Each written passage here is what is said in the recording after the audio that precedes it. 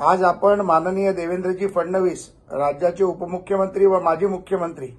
यांचा ज्या पद्धतीमध्ये उल्लेख केला, हा उल्लेख खऱ्या अर्थाने निषेधार्ह। यांनी सातत्याने मराठा मुख्यमंत्री राहून देखील जे केलं नाही ते एक ब्राह्मण समाजाच्या मुख्यमंत्र्यांनी 100% आरक्षण देण्याचं काम सातत्याने लढून या समाजासाठी केलं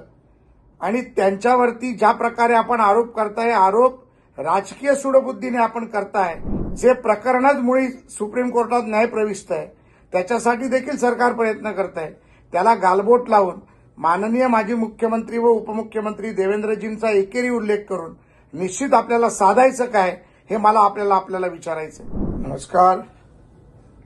मनोज जरांगेजी, आपण जे आंदोलन करताय समाजासाठी, जातीसाठी जे करताय त्याचं आम्ही सर्वांनीच समर्थन केलंय, पण ज्या पद्धतीमध्ये आज आपण माननीय देवेंद्रजी फडणवीस राज्याचे उपमुख्यमंत्री व माजी मुख्यमंत्री यांचा ज्या पद्धतीमध्ये उल्लेख केला, हा उल्लेख खऱ्या अर्थाने निषेधार्ह आहे असं मला तुम्हाला स्पष्ट एक तुमचा समाज बांधव म्हणून सांगायचंय। ज्या देवेंद्र फडणवीसांनी या मराठा समाजाला संपूर्ण 100% आरक्षण दिलं, ज्या देवेंद्र फडणवीसांनी ते आरक्षण हायकोर्टामध्ये टिकवलं, ज्या नाकर्ते उद्धव ठाकरेच्या सरकारमुळे आरक्षण सुप्रीम कोर्टात निघून गेलं, त्यांना काही न बोलता ज्यांनी आपल्याला 50 वर्षात जे मराठी मुख्यमंत्री होऊन गेले,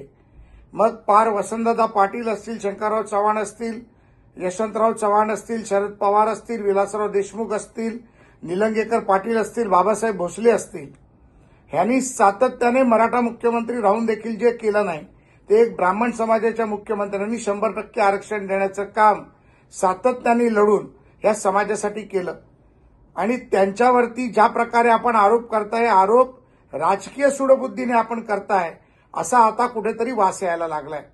मला वाटतं आपला बोलवता धनी कोणीतरी वेगळा आहे असं मला आता संशय यावा लागलाय।